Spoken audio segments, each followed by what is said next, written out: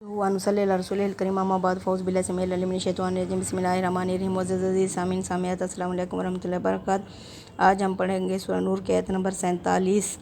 وَيَقُولُونَ آمَنَّا بِاللَّهِ، یہ لوگ کہتے ہیں کہ ہم ایمان لائے اللہ پر، وَبِالرَّسُولِ اور اس کے رسول محمد صلی اللہ علیہ وسلم پر، وَأَطَعْنَا اور ہم نے اطاعت قبول کر لی، ثُمَّ يَتَوَلَّىٰ فَرِيقٌ مِّنْهُمْ پھر جاتا ہے ان میں سے ایک فریق، ان لوگوں میں سے جو سامنے مخاطب ہیں، من بعد ذالک اس کے بعد، وَأُولَٰئِکَ بِالْمُؤْمِنِينَ وَمَا أُولَٰئِکَ بِالْمُؤْمِنِينَ اور یہ لوگ مومن ہی نہیں ہیں۔ وَإِذَا دُعُوا جب انہیں بلایا جاتا ہے، الی اللہ کی طرف، وَرَسُولِهِ اور اس کے رسول کی طرف، لِيَحْكُمَ بَيْنَهُمْ تاکہ وہ فیصلہ کریں ان کے درمیان، یعنی ان کے باہمی جھگڑوں میں، اذا فریق منہم معرضون ان میں سے ایک فریق منہ ہی پھیر جاتا ہے، وَإِن یکن لہم الحق اور اگر ان کے لیے ہو حق، ان کے حق میں فیصلہ ہو، یعنی ان کے حق میں محمد صلی اللہ علیہ وسلم فیصلہ دینے والے ہوں، یا تو الہی تو آتے ہیں یہ اس کی طرف، یعنی محمد صلی اللہ علیہ وسلم کی طرف، مذعنین بڑے عطا شار بن کر، آفی قلوبہم مرض کیا ان منافقوں کے دلوں میں کوئی بیماری ہے، ام مرتابوا یا یہ شک میں پڑے ہوئے ہیں اس بات کے، ان یخافون یا انہیں یہ خوف لگا ہوا ہے، ان یحیف اللہ کہ نا انصافی کرے گا ان سے اللہ، علیہم ان سے، ورسولہ اور اس کے رسول محمد صلی اللہ علیہ وسلم ان سے نا انصافی کریں گے، کیا ان منافقوں کو اس بات کا خوف، اس بات کا ڈر لگا ہوا ہے، بل اولئک ہم الظالمون بلکہ یہی لوگ ہیں جو ظالم ہیں۔ یعنی جب انہیں ان کے باہمی جھگڑوں کے بارے میں بلایا جاتا تھا کہ آؤ اس جھگڑے کا فیصلہ اللہ کے رسول سے کر دیں، تو یہ یہودی منافق لوگ یہ کہتے تھے کہ اگر فیصلہ ہمارے حق میں آئے گا تو تسلیم کریں گے، ورنہ انہیں یہ خوف تھا کہ اللہ اور اس کے رسول ان کے ساتھ نا انصافی کریں گے۔ یہ شک انہیں نبی کریم صلی اللہ علیہ وسلم کی رسالت کے بارے میں بھی اور اسلام کے بارے میں بھی یہی شک کھائے جا رہا تھا کہ اللہ اور اس کے رسول ان سے نا انصافی کریں گے۔ اللہ فرماتے ہیں یہی لوگ ظالم ہیں، یہی لوگ اپنی جانوں پر ہی ظلم کرنے والے ہیں۔ انسان جب وہ کرتا ہے دین اسلام سے روح گردانی کرتا ہے تو وہ اپنی ہی جان پر ظلم کرتا ہے، کسی اور کو کیا نقصان پہنچائے گا، وہ انسان خود کو ہی نقصان پہنچا رہا ہوتا ہے۔ انما کان قول المؤمنین بے شک مومنوں کا قول، مومنوں کی بات تو اس طرح ہوتی ہے، اذا دعوا الی اللہ جب انہیں بلایا جاتا ہے اللہ کی طرف، ورسولہ اس کے رسول کی طرف، لیحکم بینہم کہ وہ فیصلہ کریں ان کے درمیان، ان یقولوا سمعنا وہ کہتے ہیں اصلی مومن کہ ہم نے سن لیا، واطعنا اور ہم نے اطاعت قبول کر لی، واولئک هم المفلحون یہی لوگ ہیں جو فلاح پانے والے ہیں، کامیاب ہونے والے ہیں، فیض المرام ہونے والے ہیں۔ سبحان اللہ۔ کیونکہ اللہ فرماتے ہیں وَمَن یُؤْتِ اللَّهَ جو بھی اطاعت کرے گا اللہ کی، وَرَسُولَهُ اور اس کے رسول کی، وَیَخْشَىٰ اور ڈرے گا، یخشى اللہ اللہ سے، وَیَتَّقِهِ اور اس کا تقوی اختیار کرے گا، فَأُولَٰئِکَ هُمُ الْفَائِزُونَ یہی لوگ ہیں جو کامیاب ہونے والے ہیں۔ میں لفظ آیا ہے یتقی استعمال ہوا ہے، اس کی صورت یعنی کیا ہے، یتقی جو ہوتا ہے وہ زہر کو ظاہر کرتا ہے، اور یخشا اندر، یعنی جب ان کے اندر دین ایمان داخل ہوتا ہے تو کیا ہے وہ زہر سے، یعنی اندر اور باہر سے وہ اللہ کے پرہیزگار اور اللہ کے آگے جھکنے والے اور اللہ کی توحید پر اپنے آپ کو قائم ہونے والے بن جاتے ہیں۔ اللہ تعالیٰ فرماتے ہیں یخشا جو اندر سے ڈرے گا اور اپنے زہر سے اللہ کے دین کے مطابق عمل کرے گا، فَأُولَٰئِکَ هُمُ الْفَائِزُونَ یہی لوگ ہیں جو مراد کو پہنچیں گے۔ سبحان اللہ۔ وَأَقْسَمُوا بِاللَّهِ جَهْدَ أَيْمَانِهِمْ اور یہ جو منافق ہیں یہ اللہ کے نام کی بڑی بڑی قسمیں کھا کر کہتے ہیں، لَإِنْ أَمَرْتَهُمْ اگر تم انہیں حکم دو گے محمد صلی اللہ علیہ وسلم، لَا يَخْرُجُنَّ یہ ضرور نکلیں گے، قُل لَا تُقْسِمُوا آپ کہہ دیجئے کہ تم قسمیں مت کھاؤ، طاعتم معروف اطاعت معلوم ہو جائے گی کہ تم کتنے اطاعت گزار ہو، ان اللہ خبیر بما تعملون بے شک اللہ باخبر ہے ان عملوں سے جو تم لوگ کرتے ہو۔ یعنی یہ قسمیں کھا کھا کر کہہ رہے تھے کہ ہم ضرور جہاد پر آپ کے ساتھ چلیں گے۔ اللہ فرماتے ہیں محمد صلی اللہ علیہ وسلم سے ان سے کہو قسمیں نہ کھاؤ، اطاعت کا پتہ چل جائے گا کہ تم کتنے اطاعت گزار ہو، اللہ تمہارے عملوں سے باخبر ہے۔ قل اطیعوا اللہ محمد صلی اللہ علیہ وسلم آپ ان سے کہہ دو کہ تم اطاعت کرو اللہ کی، واطیعوا الرسول اور اطاعت کرو رسول کی، فإن تولوا پھر اگر تم پھر گئے، فإنما علیہ ما حمل علیکم تو اسی پر پڑے گا جو وہ اٹھائے گا، یعنی اس کا وبال، وعلیکم ما حملتم تم پر وہ ہوگا جو تم اٹھاؤ گے، یعنی جو گناہ کرو گے، وإن تطیعوہ اگر تم اطاعت کرو گے اس کی یعنی محمد صلی اللہ علیہ وسلم کی، تہتدوا تو تم ہدایت پر آ جاؤ گے، وما علی الرسول الا البلاغ المبین ہمارے رسول کے ذمے نہیں ہے مگر کھلم کھلا پہنچا دینا ہے۔ ان سے کہہ دو محمد صلی اللہ علیہ وسلم کی اطاعت کرو، اللہ کی اطاعت کرو اور اس کے رسول کی اطاعت کرو، لیکن اگر روح گردانی کرو گے تو یاد رکھو رسول پر وہی ذمہ داری ہے جو اس پر ڈالی گئی ہے، اور تم پر وہی ہے جو تم پر ڈالی گئی ہے۔ تم اس کی اطاعت کرو گے تو ہدایت پاؤ گے، اور رسول پر تو صرف صاف صاف پہنچا دینے کی ذمہ داری ہے۔ اللہ فرما رہے ہیں کہ قسمیں مت کھاؤ کہ تم سے ہمیں کیا چاہیے، تم سے دستور کے مطابق اطاعت چاہیے، طاعتم معروفہ، یعنی ان سے کہہ دو کہ تم اطاعت کرو اللہ کی اور اس کے رسول کی۔ اگر تم پھر گئے تو یہ جان لو کہ یہ نہیں ہے کہ تمہاری جو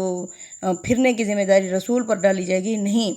رسول صلی اللہ علیہ وسلم کا کام کیا ہے، کھلم کھلا پہنچا دینا ہے۔ اگر تم کہنا نہیں مانو گے تو یعنی یہ ذمہ داری تمہارے اپنے اوپر ہی پڑے گی۔ یعنی کیا ہے، ایمان اور ہدایت، اطاعت اور فرمانبرداری کی ذمہ داری جس کا مطالبہ تم سے کیا جا رہا ہے اس پر تم عمل کرو، ہمارے رسول کے ذمہ واضح طور پر پہنچا دینا ہے۔ وعد اللہ الذین آمنوا منکم، اللہ کا وعدہ ہے ان لوگوں سے جو تم میں سے ایمان لائے ہیں، وعملوا الصالحات، اور اس کے ساتھ انہوں نے نیک اعمال بھی کیے، لا یستخلفنہم فی الارض، اللہ ضرور انہیں اقتدار دے گا زمین میں، کما استخلف الذین من قبلہم، جس طرح اقتدار دیا تھا ان لوگوں کو جو ان سے پہلے تھے، والا یمکنن، اللہ ضرور اقتدار دے گا لہم انہیں،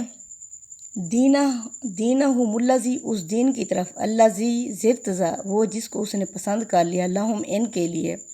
یعنی جو اس وقت ایمان لا چکے تھے، مکہ میں اور مدینہ میں بیٹھے ہوئے تھے، تو اللہ فرماتے ہیں اللہ ضرور ان کے لیے اس دین کی طرف ان کی رہنمائی فرمائے گا جس کے لیے اللہ تعالیٰ نے ان کے لیے پسند کیا ہے، وَلَا يُبَدِّلَنَّهُمْ، اور ضرور اللہ تبدیل کر دے گا ان کی، من بعد خوفہم امنا، ان کے خوف کے بعد امن میں، یعنی ابھی کیا ہے، خوف لگا ہوا ہے، چھوٹی جماعت ہے، لیکن اللہ اس خوف کو پھر سکون میں، امن میں بدل دے گا۔ یعبدوننی، یہ میری ہی بندگی کریں گے، یعنی یہ بتوں سے پاک ہو جائے گا، لا یشرکن بہ شیئا، یہ میرے ساتھ کسی کو بھی شریک نہیں ٹھہرائیں گے، ومن کافر، اور جو بھی کفر کرے گا بعد ذالک، اس کے بعد، فاولئک هم الفاسقون، یہی لوگ ہیں جو نافرمان ہوں گے۔ تم میں سے جو لوگ ایمان لائے اور انہوں نے اچھے عمل کیے، ان سے اللہ کا وعدہ ہے کہ وہ ان کو اس سرزمین میں ضرور اسی طرح اقتدار فرمائے گا، عطا فرمائے گا جس طرح ان سے پہلے گزرے ہوئے لوگوں کو اس نے عطا فرمایا تھا، اور ان کے لیے ان کے دین کو پوری طرح قائم کر دے گا جسے اس نے ان کے لیے پسند فرمایا ہے، اور ان کے اس خوف کی حالت کے بعد اسے ضرور امن میں بدل دے گا۔ وہ میری بندگی، میری عبادت کریں گے، کسی چیز کو میرا شریک نہ ٹھہرائیں گے، اور جو اس کے بعد بھی منکر ہوا وہی لوگ نافرمان ہیں۔ یعنی اللہ کا وعدہ کیا ہے کہ اس سرزمین مکہ میں اللہ تعالیٰ ضرور اقتدار دے گا اپنے سابقون الاولون، یعنی جو بھی ایمان لائیں گے۔ یہ ان لوگوں کی طرف اشارہ ہے جنہوں نے رسولوں کی بعثت کے بعد ان کی دعوت قبول کی، اور سنت الہی کے مطابق ان کے منکرین پر اللہ تعالیٰ نے انہیں غلبہ عطا فرمایا، یعنی جو بھی وقت کا رسول آیا انہوں نے ان کی وقت کے رسول کی دعوت کو قبول کر لیا، اور پھر اللہ تعالیٰ فرماتے ہیں ایسے لوگوں کو میں کیا کروں گا، اقتدار بخشوں گا، اور اس کے برعکس وہ لوگ جو اللہ کے دین کے، اللہ کے رسولوں کے منکر ہوئے، اللہ تعالیٰ ان مومنوں کو ان کے اوپر غلبہ عطا فرمائے گا۔ روئے سخن اگر غور کیجئے تو منافقین کی طرف ہے، یعنی جو اللہ کے رسول کی جماعت میں عبداللہ بن ابی اس کے ساتھی بیٹھے ہوئے تھے، اللہ تعالیٰ ان کی طرف اشارہ کر کے یہ بات بتا رہے ہیں کہ جن کے بارے میں اوپر ذکر ہوا ہے کہ اسلام کے مستقبل سے متعلق شکوک میں مبتلا تھے، یہ سارے لوگ شک اور شبہ میں مبتلا تھے، فرمایا کہ خدا کی جو سنت رسولوں کے باب میں ہمیشہ رہی ہے، سنت کا مطلب ہے طریقہ، اللہ کا جو طریقہ رسولوں کے باب میں ہمیشہ رہا ہے، اس کے مطابق اس نے محمد صلی اللہ علیہ وسلم اور آپ صلی اللہ علیہ وسلم کے ساتھیوں سے بھی وعدہ کر رکھا ہے کہ وہ انہیں سرزمین عرب کا اقتدار عطا فرمائے گا۔ آگے تفصیل فرمائی ہے کہ اس کے نتیجے میں یہاں دین حق کی حکومت قائم ہوگی، اہل ایمان کے لیے کوئی خطرہ باقی نہ رہے گا، اور وہ عبادت صرف اللہ ہی کے لیے خاص ہو جائے گی۔ تاریخ گواہی دیتی ہے کہ اللہ تعالیٰ کا یہ وعدہ اس شان کے ساتھ پورا ہوا کہ اسے اب کوئی شخص جھٹلا نہیں سکتا، کہ سرزمین عرب میں صرف اللہ کا دین ہی، اللہ کی توحید ہی چلے گی، اس میں کوئی کفر، کوئی دوسرا دین گڑبڑ نہیں ہوگا، جبکہ باقی جو ملک ہیں ان پر اللہ تعالیٰ نے لا اکراہ فی الدین، یعنی دین میں کوئی زبردستی نہیں، اب کیا ہے، جو باقی ملک ہیں ان کے اندر اقلیت بھی ہوگی، اکثریت بھی ہوگی، اکثریت کے بھی حقوق ہوں گے، اقلیت کے بھی۔ اب جیسے پاکستان ہے، پاکستان میں کیا ہے، پاکستان اصل میں مسلم ملک ہے، لیکن اس میں اقلیتوں کے بھی حقوق ہیں، ہم ان کو یعنی نظر انداز نہیں کر سکتے۔ تو کیونکہ یہ دو جو ملک تھے، اللہ تعالیٰ نے ان کو توحید کا مرکز بنایا تھا۔ فلسطین جس کا پرانا نام کنعان تھا، جس میں حضرت یوسف علیہ السلام کے آبا رہتے تھے، اس میں بیت المقدس اللہ تعالیٰ نے قائم کر دیا، اس میں کوئی دوسرا دین داخل نہیں ہوگا۔ پھر اللہ تعالیٰ نے دوسرا بیت اللہ، یہ اللہ کے حضرت ابراہیم علیہ السلام کے دوسرے بیٹے حضرت اسماعیل علیہ السلام سے یہ شاخ چلی۔ تو یہ اب دو جو ملک تھے، یہ اللہ تعالیٰ کے توحید کے مرکز ہیں، اللہ تعالیٰ نے پوری دنیا میں ان کو منتخب کر لیا۔ اب جو باقی ممالک ہیں اس میں نا اقلیت اور اکثریت دونوں کے ہی قوانین ہیں۔ اب جس طرح پاکستان اسلام کے نام پر بنا ہے، پاکستان میں اکثریت مسلمانوں کی ہے، اس میں اقلیتوں کے بھی حقوق ہوں گے۔ اقلیت یہ نہیں ہے کہ ہم ان کے حقوق کو نظر انداز کر دیں۔ اب اگر ہمارے عبادت خانے ہیں اس ملک میں،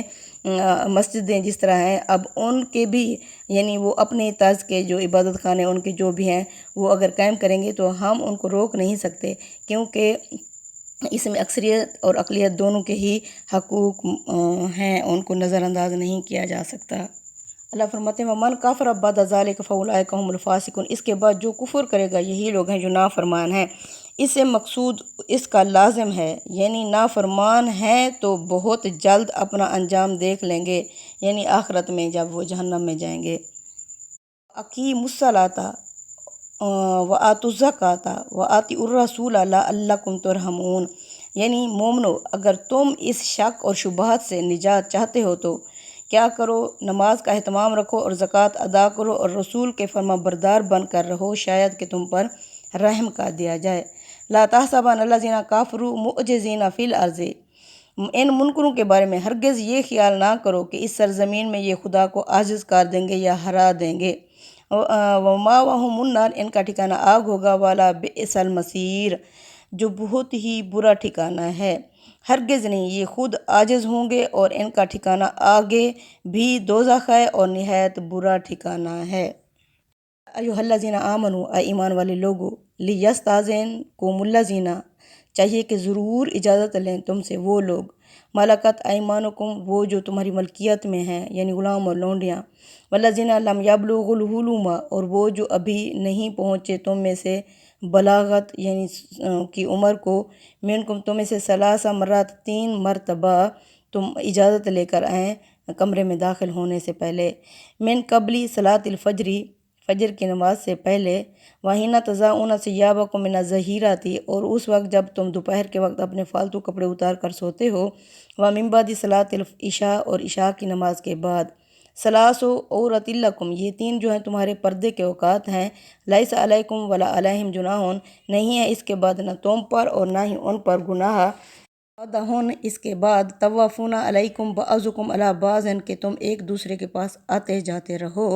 کذالک یبین اللہ لکم الآیات، اس طرح اللہ بیان کرتا ہے تمہارے لیے اپنی آیات، واللہ علیم حکیم، اور اللہ علم والا اور حکمت والا ہے۔ بے شک ایمان والو، تمہارے قلب اور نظر یعنی تمہارے دل اور نظر کی پاکیزگی کے لیے جو ہدایت ہم نے دی ہے، تم ان کی مزید وضاحت چاہتے ہو تو سنو، تمہارے غلام اور لونڈیاں اور تم میں جو بلوغ کو نہیں پہنچے، 3 وقتوں میں تم سے اجازت لے کر تمہارے پاس آیا کریں، نماز فجر سے پہلے، جب دوپہر کو تم کپڑے اتارتے ہو، اور عشاء کے بعد، یہ 3 وقت تمہارے پردے کے وقت ہیں، ان کے علاوہ وہ بلا اجازت آ جائیں تو تم پر کوئی گناہ نہیں اور نہ ہی ان پر، اس لیے کہ تم ایک دوسرے کے پاس آنے جانے والے ہی ہو۔ اللہ تمہارے لیے اس طرح اپنی آیتوں کی وضاحت کرتا ہے، اور اللہ علیم اور حکیم ہے۔ بے شک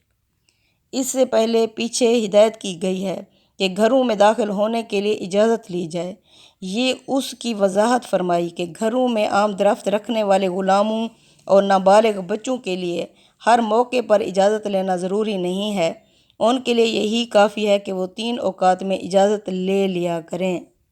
اور اس کے ساتھ اللہ نے یہ بھی دلیل بیان فرمائی ہے کہ ان اوقات میں اگر کوئی اچانک آ جائے گا تو ممکن ہے کہ گھر والوں کو ایسی حالت میں دیکھ کر جس میں دیکھنا پسندیدہ نہ ہو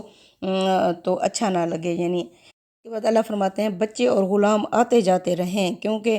غلام اور بچے کیوں مستثنی ہوں گے، یہ اس کی حکمت کا بیان ہے، یعنی اس دلیل کی بنا پر کہ یہ بچپن سے گھر میں آتے جاتے رہے ہیں،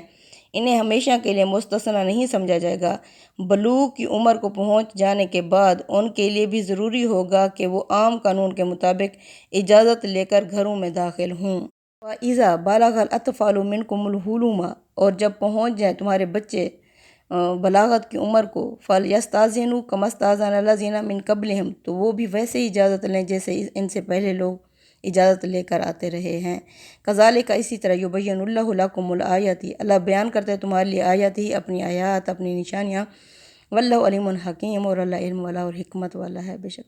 وَالْقَوَاعِدُ مِنَ النِّسَاءِ اللَّاتِي، اور وہ بیٹھی ہوئی گھروں میں بیٹھی ہوئی وہ عورتیں، اللَّاتِي لَا يَرْجُونَ نِكَاحًا، وہ جو اب نکاح کی امیدوار نہیں ہیں، یعنی بوڑھی ہو چکے ہیں، فَلَيْسَ عَلَيْهِنَّ جُنَاحٌ، نہیں ہے ان پر گناہ، أَن يَضَعْنَ ثِيَابَهُنَّ، کہ وہ اتاریں اپنے فالتو یعنی چادریں وغیرہ، غیر متبرجات بزینۃ،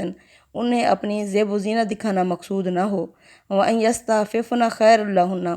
اور اگر وہ ان چادروں سے اتارنے سے بچی رہیں تو ان کے حق میں بہتر ہے، وَاللَّهُ سَمِيعٌ عَلِيمٌ، اور اللہ سننے والا اور جاننے والا ہے بے شک۔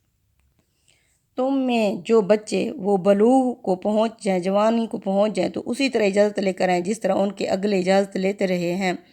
اللہ تمہارے لیے اس طرح اپنی آیتوں کی وضاحت کرتا ہے، اور اللہ علیم اور حکیم ہے۔ اور بڑی بوڑھی عورتیں جو اب نکاح کی امید نہیں رکھتیں، اور وہ اگر اپنے دوپٹے گریبانوں سے اتار دیں تو ان پر کوئی گناہ نہیں ہے، بشرط یہ کہ زیب و زینت کی نمائش کرنے والیاں نہ ہوں، تاہم وہ بھی احتیاط کریں تو ان کے لیے بہتر ہے، اور اللہ سمیع علیم ہے۔ بوڑھی عورتیں اگر اپنے فالتو کپڑے یعنی چادریں وغیرہ اتار دیں تو پیچھے ہدایت کی گئی کہ عورتوں نے زینت کی ہوئی ہو تو یعنی زیورات پہنے ہوئے ہوں تو غیر محرموں کی موجودگی میں وہ اپنا سینہ اور گریبان اوڑھنیوں کے آنچل سے ڈھانپ لیا کریں۔ یہ اس کی وضاحت میں فرمایا کہ سینہ اور گریبان ڈھانپ کر رکھنے کا یہ حکم ان بوڑھی عورتوں کے لیے نہیں ہے جن کی خواہشات مر چکی ہیں اور انہیں دیکھ کر مردوں میں کوئی صنفی جذبہ بھی پیدا نہیں ہوتا، اگر وہ چاہیں تو اپنی اوڑھنیاں مردوں کے